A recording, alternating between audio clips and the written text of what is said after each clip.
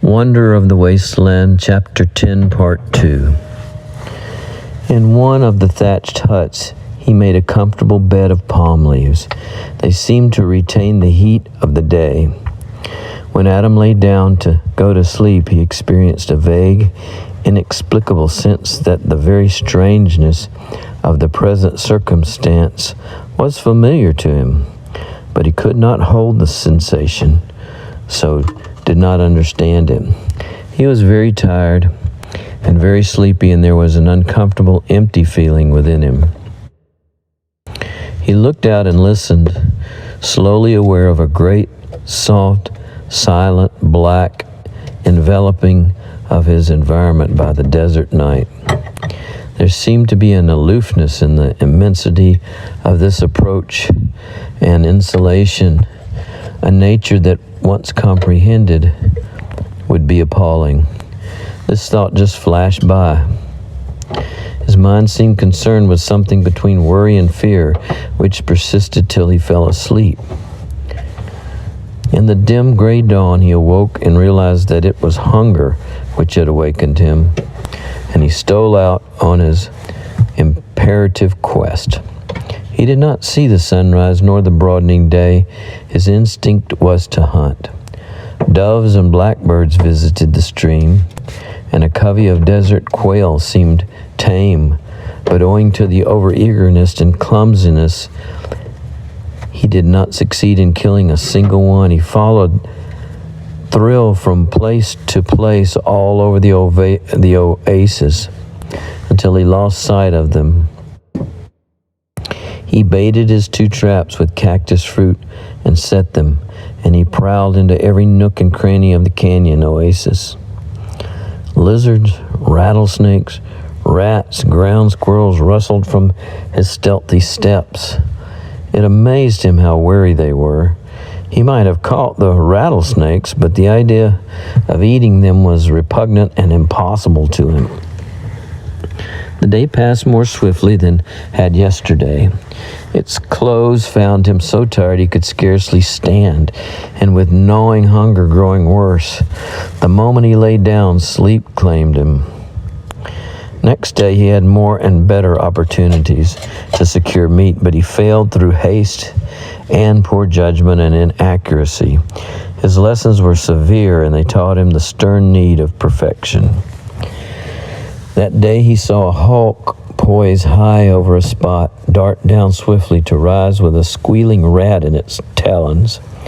Again he saw a strike, marked dull gray and black, sail down from a tree, fly very low along an open space of ground to avoid detection, and pounce upon a lizard. Likewise, he saw a horned toad shoot out an extraordinarily long and almost invisible tongue to snatch a bee from a flower. In these actions, Adam divined his first proof of the perfection of desert hunters. They didn't fail, but he was not thus equipped.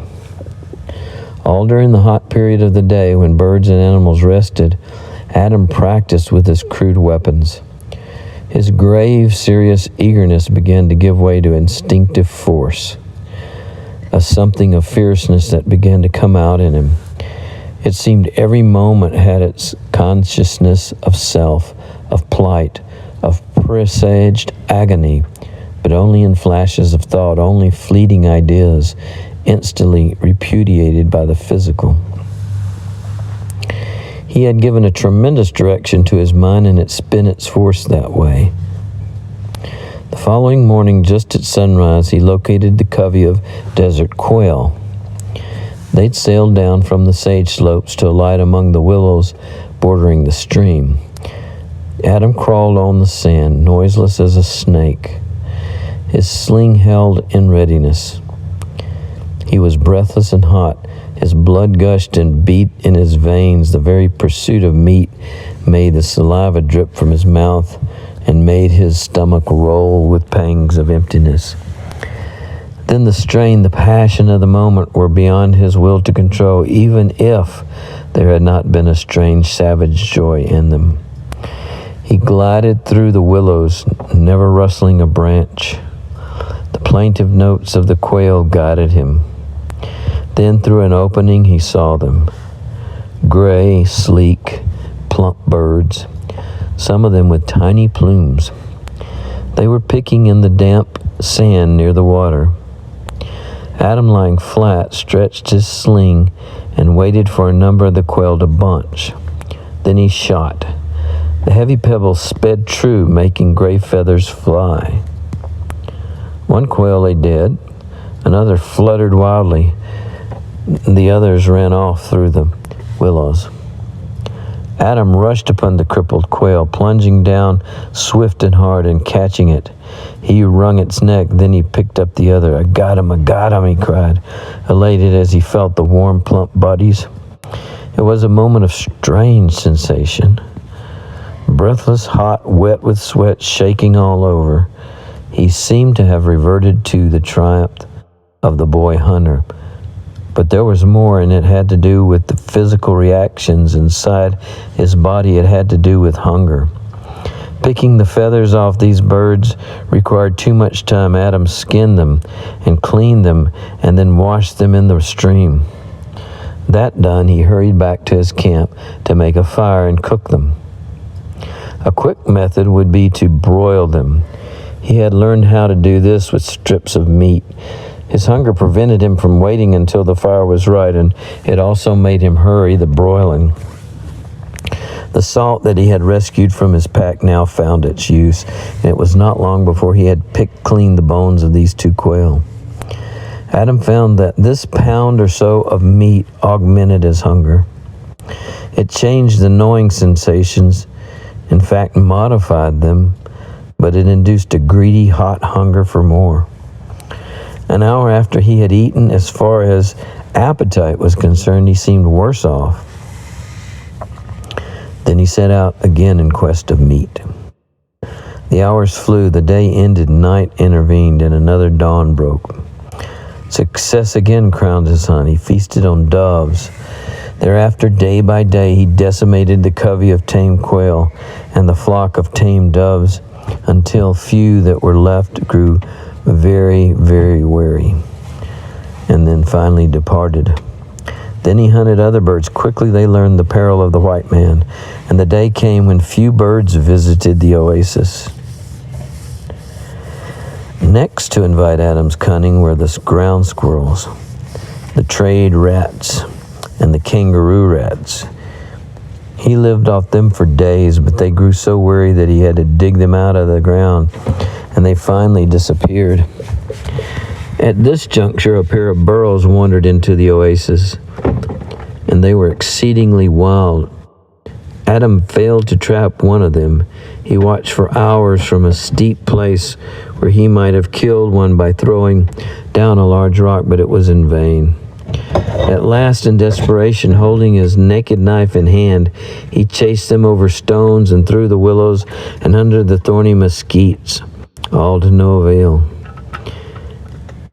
Adam dropped from exhaustion and weakness and lay where he had fallen till the next morning. The pangs of hunger now were maddening. He had suffered them more or less and then alleviated them with meat and then felt them grow keener and stronger until the edge wore off. After a few more meatless days, the pains gradually subsided. It was a relief. He began to force himself to go out and hunt. Then an exceedingly good stroke of fortune befell him in that he killed a rabbit. His strength revived, but also his pains. Then he lost track of days, but many passed, and each one of them took something from him in effort, in wakefulness, and spirit. His aggressiveness diminished daily and lasted only a short while. And the time came when he fell to eating rattlesnakes and living creatures in the oasis that he could kill with a club. But at length pain left him and hunger, and then his peril revealed itself. He realized it. The desire to kill diminished.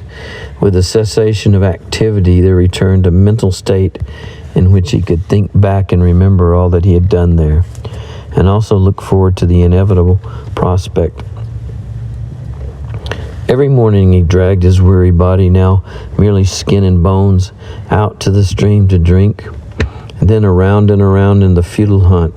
He chewed leaves and bark. He ate mesquite beans and cactus fruit. After a certain number of hours, the longer he went without meat, the less he cared for it, or for living. But when now and then he did kill something to eat, then his instinct to survive flashed up with revived hunger. The process of detachment from passion to live was one of agony, infinitely worse than starvation.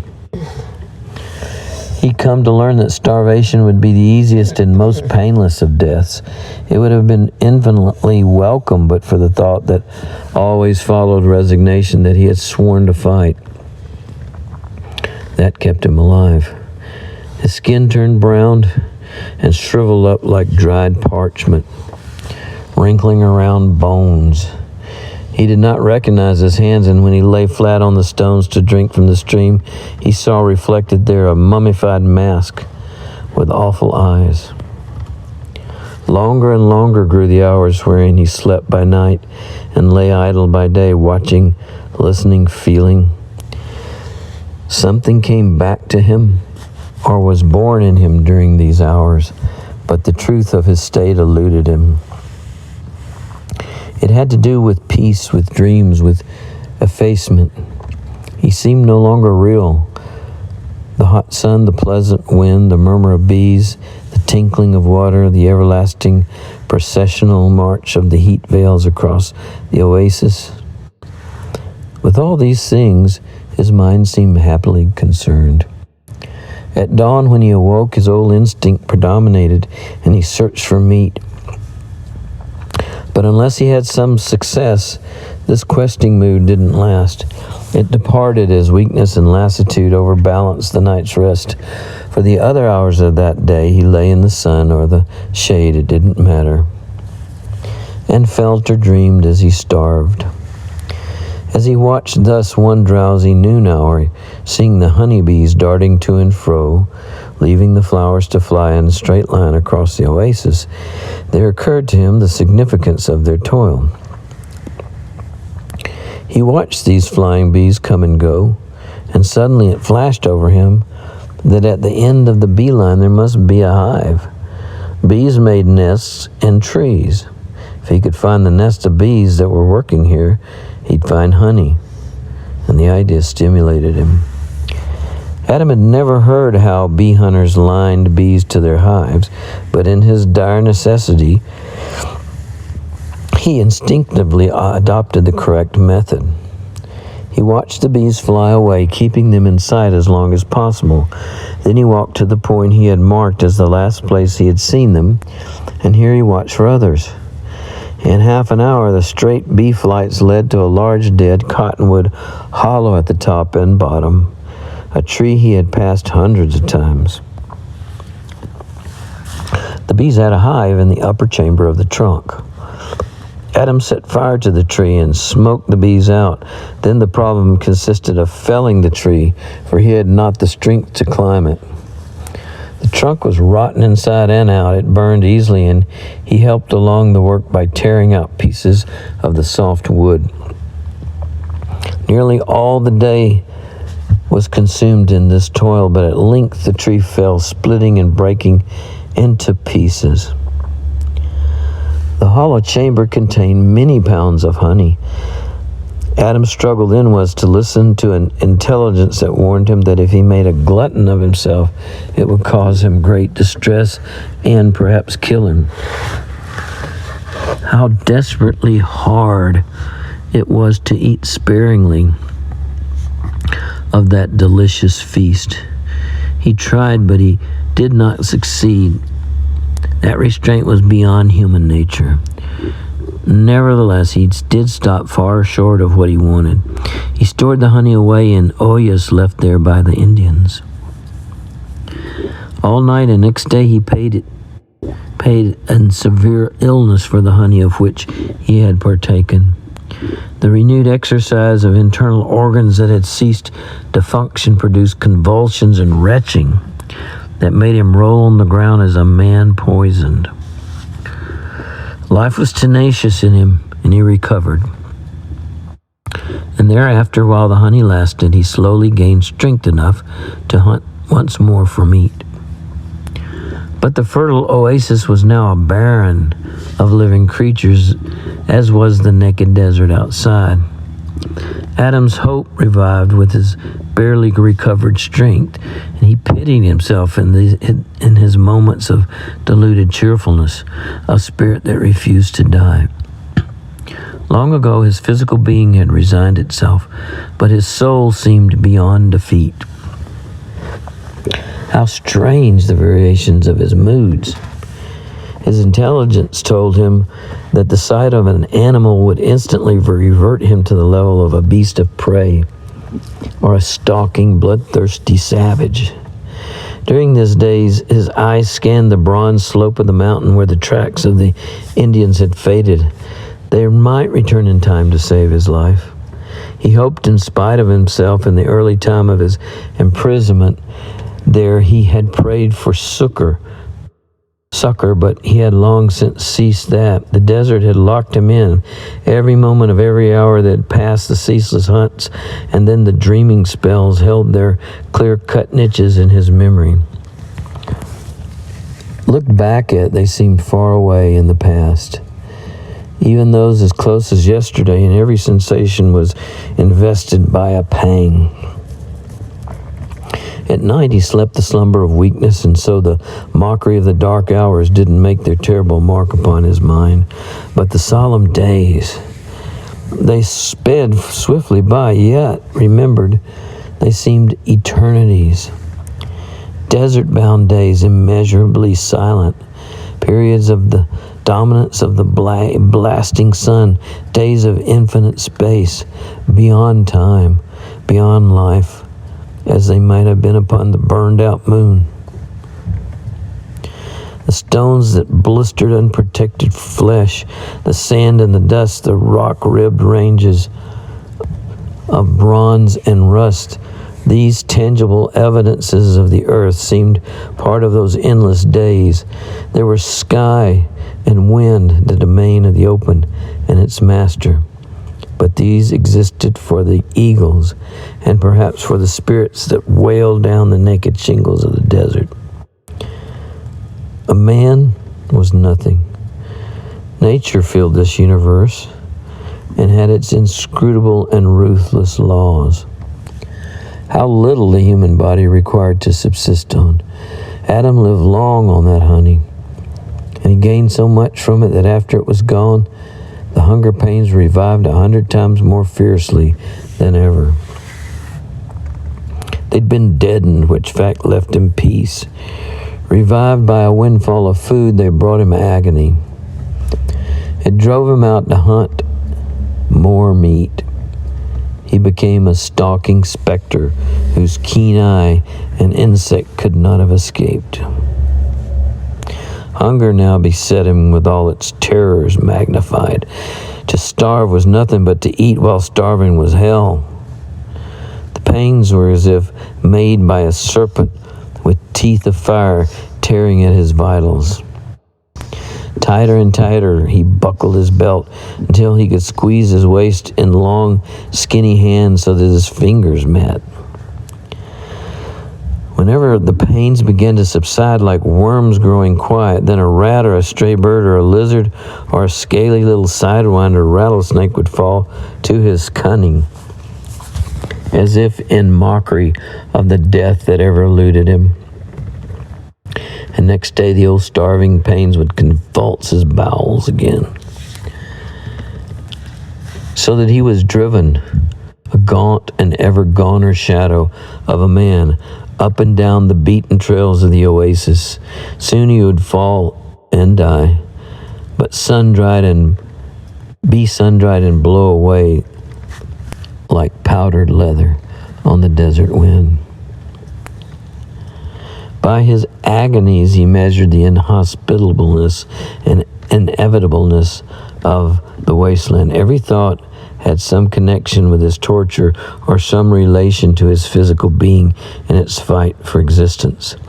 In this desert oasis were living things, creatures grown too weary for him now, and willows, cacti, sages that had conquered over the barrenness of the desert. On his brain had been etched by words of steel, the fact that no power to fight was so great and unquenchable as that of man's.